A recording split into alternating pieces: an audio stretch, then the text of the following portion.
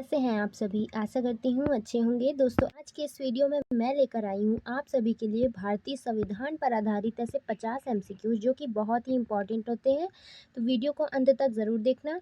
दोस्तों, ये जो एमसीक्यूज हैं ये हर एक सरकारी नौकरी एग्जाम में पूछे जाते हैं, तो वीडियो को अंत तक ज़रूर देखना।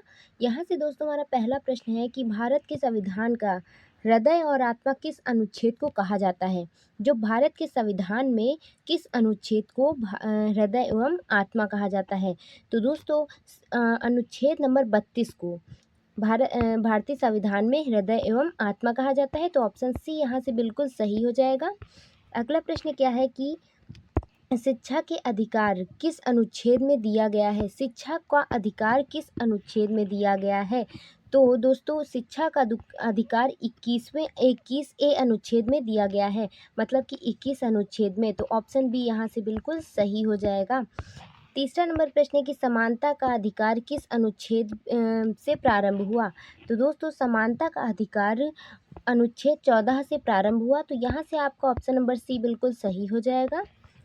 चौथा नंबर प्रश्न है कि अस्पृश्यता का अंत किस अनुच्छेद में किया गया? तो अस्पृश्यता का अंत किया गया था 17वें अनुच्छेद में। तो ऑप्शन सी यहाँ से बिल्कुल दोस्तों सही हो जाएगा। पांचवा नंबर प्रश्न है उपाधियों का अंत किस अनुच्छेद में किया गया है? तो उपाधियों का अंत जिस अनुच्छेद में किया गया है वह है 18वां अनुच्छेद। तो ऑप्शन ए यहाँ से बिल्कुल दोस्तों सही हो जाएगा।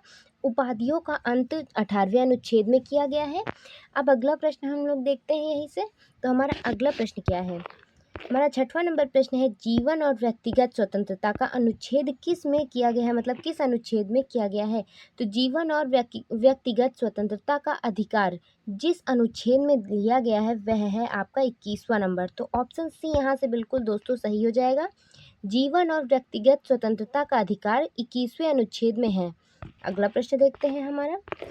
सातवां नंबर प्रश्न है मौलिक कर्तव्यों का उल्लेख किस अनुच्छेद में है? तो मौलिक कर्तव्यों का उल्लेख जिस अनुच्छेद में है वह है आपका ऑप्शन नंबर बी यानी कि 51वें अनुच्छेद में। तो ऑप्शन बी यहाँ से बिल्कुल दोस्तों सही हो जाएगा, यानी कि मौलिक कर्तव्यों का उल्लेख 51वें अनुच्छेद में है। अगला प्रश्न देखते हैं राष्ट्रपति के पद का वर्णन किस अनुच्छेद में है? राष्ट्रपति के पद का वर्णन किस अनुच्छेद में है? तो यहाँ से आपका ऑप्शन नंबर सी बिल्कुल सही हो जाएगा, यानी कि 52वें अनुच्छेद में राष्ट्रपति के पद का वर्णन होता है। तो ऑप्शन सी एकदम सही हो जाएगा। 9वां नंबर प्रश्न है भारत के राष्ट्रपति का चुनाव किस अनुच्छेद के अंतर्गत होता है? तो भारत के राष्ट्रपति का चुनाव जिस अनुच्छेद के अंतर्गत होता है वह है आपका 54वां अनुच्छेद। तो ऑप्शन बी यहाँ से बिल्कुल सही हो जाएगा, यानी कि भारत के राष्ट्रपति का चुनाव 54वें अनुच्छेद के अंतर्गत होता है। 10वां नंबर प्रश्न है आपका कि राष्ट्रपति का महाभियोग की प्रक्रिया किस अनुच्छेद में दी जाती है?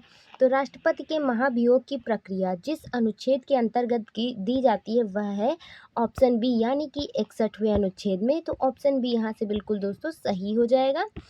11 नंबर प्रश्न है कि भारत में उपराष्ट्रपति का पद किस अनुच्छेद में वर्णित है?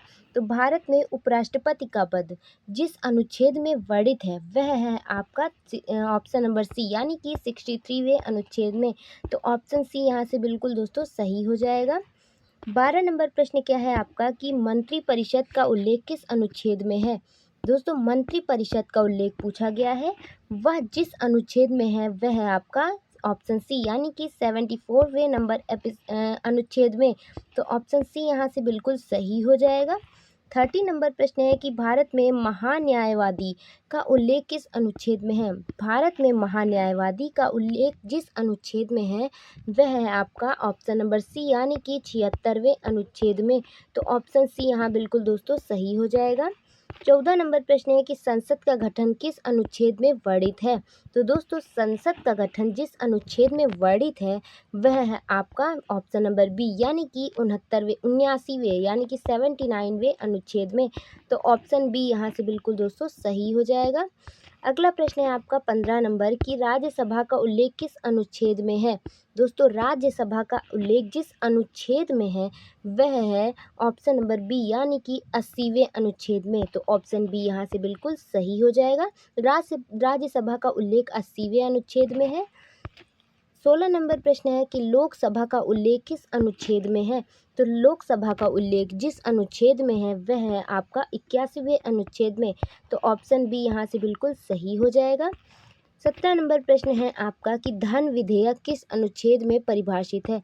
तो धन विधेयक जिस अनुच्छेद में परिभाषित है दोस्तों वह है आपका 110वां अनुच्छेद, यानी कि ऑप्शन सी बिल्कुल सही हो जाएगा।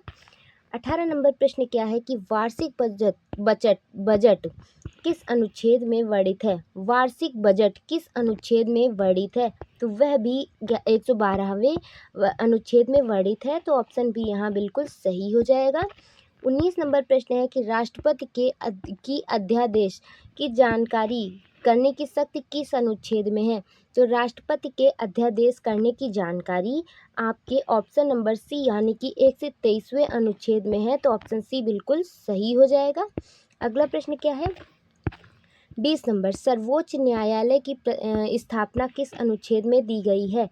तो दोस्तों सर्वोच्च न्यायालय की स्थापना की जिस अनुच्छेद में है वह है आपका 124वां अनुच्छेद। तो ऑप्शन सी बिल्कुल सही हो जाएगा। 21 नंबर प्रश्न है कि निर्वाचन आयोग का उल्लेख किस अनुच्छेद में है। दोस्तों निर्वाचन आयोग का उल्लेख किस अनुच्छेद में है। तो वह है 324वें अनुच्छेद में। तो ऑप्शन सी बिल्कुल सही हो जाएगा। निर्वाचन आयोग का उल्लेख 324वें अनुच्छेद में है। तो ऑप्शन सी बिल्कुल सही हो जाएगा। 22 नंबर प्रश्न हम देखते हैं, राष्ट्रपति शासन किस अनुच्छेद के तहत लगाया जाता है। राष्ट्रपति शासन किस अनुच्छेद के तहत लगाया जाता है। तो वह 356वें अनुच्छेद के तहत लगाया जाता है। तो ऑप्शन बी यहाँ से देख सकते हैं एकदम सही हो जाएगा। 23 नंबर प्रश्न है कि संविधान के किस अनुच्छेद में धर्म की स्वतंत्रता दी गई है। तो संविधान के अनुच्छेद नंबर 25 में धर्म की स्वतंत्रता दी गई है। तो ऑप्शन बी बिल्कुल यहाँ से सही हो जाएगा। अगला प्रश्न देखते हैं 24 नंबर। 24 नंबर प्रश्न है कि मानव तस्करी का निषेध किस अनुच्छेद में है। तो यहाँ से आप देख सकते हैं 23वें अनुच्छेद में है। तो ऑप्शन सी बिल्कुल यहाँ से सही हो जाएगा। अगला प्रश्न क्या है 24 नंबर कि बाल श्रम का निषेध किस अनुच्छेद में है। बाल श्रम का निषेध किस अनुच्छेद में है। तो वह 24वें अनुच्छेद में है। तो ऑप्शन सी यहाँ से बिल्कुल सही हो जाएगा। 26 नंबर प्रश्न है, संविधान का कौन सा भाग मौलिक अधिकारों से संबंधित है। तो संविधान का कौन सा भाग मौलिक अधिकारों से संबंधित है। तो भाग 3 जो है वह मौलिक अधिकारों से संबंधित है। तो ऑप्शन बी यहाँ से बिल्कुल दोस्तों सही हो जाएगा। 27 नंबर प्रश्न है आपका कि संविधान का कौन सा भाग के नीति निर्देशक तत्वों से संबंधित है। तो यहाँ से आपका ऑप्शन नंबर बी बिल्कुल सही हो जाएगा, यानी कि भाग 4 जो है वो संविधान का ऐसा भाग है जो राज्य के नीति निर्देशक तत्वों से संबंधित है। तो ऑप्शन बी यहाँ से बिल्कुल सही हो जाएगा। 28 नंबर प्रश्न है, मौलिक कर्तव्य संविधान में किस संशोधन द्वारा जोड़े गए। तो मौलिक कर्तव्य संविधान में जिस संशोधन द्वारा जोड़े गए वह है 42वां संशोधन। तो यहाँ से आपका ऑप्शन नंबर ए बिल्कुल सही हो जाएगा। 29 नंबर प्रश्न है कि भारतीय संविधान कब लागू हुआ। भारतीय संविधान कब लागू हुआ। तो दोस्तों भारतीय संविधान लागू हुआ था 26 जनवरी 1950 को। तो ऑप्शन बी यहाँ से बिल्कुल दोस्तों सही हो जाएगा। 30 नंबर प्रश्न है, संविधान सभा के अध्यक्ष कौन थे। संविधान सभा के अध्यक्ष कौन थे। तो संविधान सभा के अध्यक्ष डॉक्टर राजेंद्र प्रसाद जी थे। तो ऑप्शन ए बिल्कुल सही हो जाएगा। 31 नंबर प्रश्न है कि भारत संविधान मसौदा समिति के अध्यक्ष कौन थे। संविधान मसौदा समिति के अध्यक्ष कौन थे। तो वह थे डॉक्टर BR अम्बेडकर, यानी कि भीमराव अम्बेडकर। तो ऑप्शन सी यहाँ से बिल्कुल सही हो जाएगा। 32 नंबर प्रश्न है कि भारतीय संविधान का सबसे बड़ा स्रोत कौन सा है। तो भारतीय संविधान का सबसे बड़ा स्रोत दोस्तों भारत शासन अधिनियम 1935 है। तो ऑप्शन डी यहाँ से बिल्कुल सही हो जाएगा।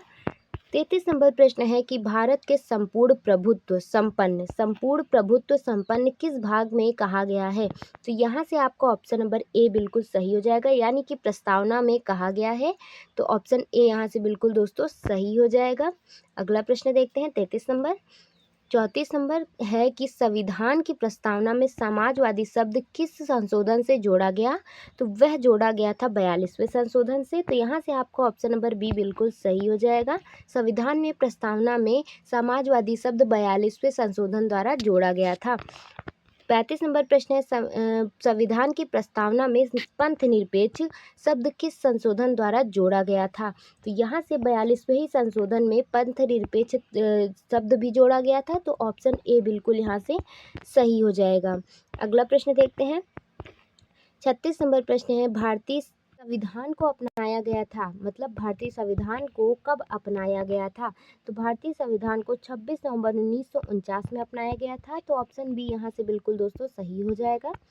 37 नंबर प्रश्न है भारत में कितने प्रकार की आपातकालीन व्यवस्थाएं हैं। भारत में कितने प्रकार की आपातकालीन व्यवस्थाएं हैं। तो 3 प्रकार की आपातकालीन व्यवस्थाएं हैं, तो ऑप्शन बी बिल्कुल सही हो जाएगा। 38 नंबर प्रश्न है राष्ट्रीय आपातकाल किस अनुच्छेद में के अंतर्गत लगाया जाता है। राष्ट्रीय आपातकाल किस अनुच्छेद के अंतर्गत लगाया जाता है। तो 352वें अनुच्छेद के अंतर लगाया जाता है, तो ऑप्शन ए बिल्कुल दोस्तों सही हो जाएगा। 39 नंबर प्रश्न है कि वित्तीय आपातकाल किस अनुच्छेद में है। वित्तीय आपातकाल किस अनुच्छेद में है। तो अनुच्छेद नंबर 360 में वित्तीय आपातकाल है, तो ऑप्शन सी बिल्कुल दोस्तों सही हो जाएगा। 40 नंबर प्रश्न है कि राज्य आपातकाल यानी कि राष्ट्रपति शासन किस अनुच्छेद में है। तो राज्य आपातकाल जिस अनुच्छेद में है वह है आपका 356वां अनुच्छेद, तो ऑप्शन बी यहाँ से बिल्कुल दोस्तों सही हो जाएगा। अगला प्रश्न है 41 नंबर भारतीय संविधान में वर्तमान में कुल कितनी अनुसूचियां हैं। तो भारतीय संविधान में वर्तमान में कुल अनुसूचियों की संख्या है 12। कितनी है 12, तो ऑप्शन सी यहाँ से बिल्कुल सही हो जाएगा, 12 अनुसूचियां हैं। 42 नंबर प्रश्न है संविधान में वर्तमान में कितनी मौलिक कर्तव्य हैं। तो संविधान में वर्तमान में कुल मिलाकर के 11 मौलिक कर्तव्य हैं, तो ऑप्शन बी यहाँ से बिल्कुल सही हो जाएगा। अगला प्रश्न देखते हैं हम। 43 नंबर प्रश्न है मतदान की आयु 21 वर्ष से घटाकर 18 वर्ष किस संशोधन द्वारा की गई।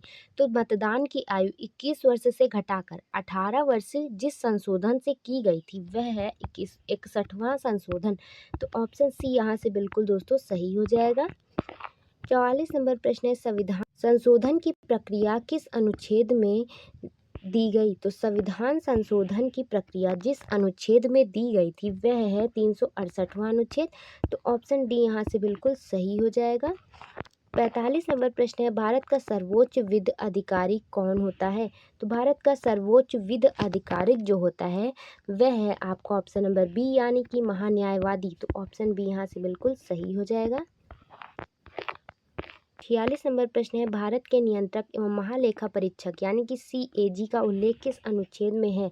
तो भारत के नियंत्रक और महालेखा परीक्षक यानी कि CAG का उल्लेख है अनुच्छेद नंबर 148 में, तो ऑप्शन बी यहाँ से बिल्कुल सही हो जाएगा।